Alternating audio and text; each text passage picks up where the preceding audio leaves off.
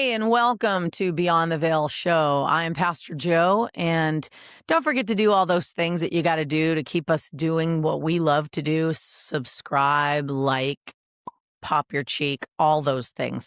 But subscribing and liking is really important because it matters. And if you leave a comment, give me at least 48 hours to respond.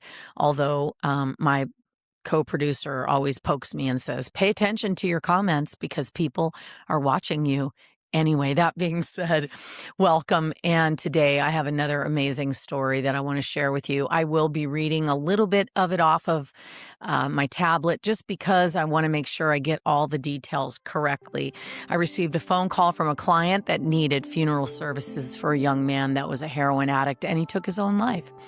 I gathered some information prior to the service the day before, and while I was walking in a parking lot with my husband, I tripped and fell. And I learned later that the nickname for this deceased young man was Tripper because he loved to trip people. Now, oftentimes the veil between here and heaven seems to be so close to us, but when things like this happen, and I really rarely pay attention to falling down because I don't fall down very often, I called out that young man's name and I told him, don't do that. I have a hip replacement, and if I pop this thing out, I'm going to be screaming your name in the ER. Anyway, that being said, it was a somber memorial service, and it was in a park with the family. They wanted it by this tree that they had planted for this young man. Very sad. He was only 22 years old. And, I decided that I wanted to look more into the crux of suicide. Suicide is a real thing, and it happens to a lot of people. I believe suicide is never the answer, but we serve such a loving God. Suicide was written about in the Bible several times. King Saul committed suicide in 1 Samuel 31. Samson in Hebrews 22 also took his own life. Ithophel, who was David's servant, he hung himself.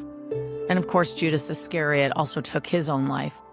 Suicide in the Bible didn't give an eternal judgment for, it says that God will judge in the end. I do believe that he will have the last say, but the gospel gives the cross as Jesus stepped into our suffering.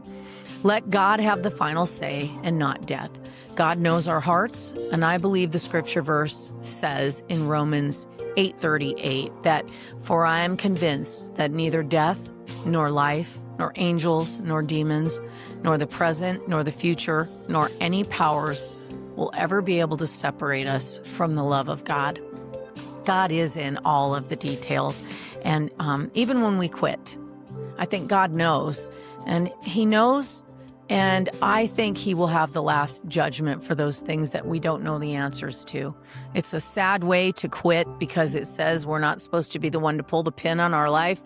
It's supposed to be the Lord, but sometimes mental illness, different things come into play. And sometimes we just don't know the sufferings that people are dealing with in their minds, but God does. Don't forget, like, subscribe, all the things. Thanks for tuning in to Beyond the Veil Show. Pastor Joe. Have a good day.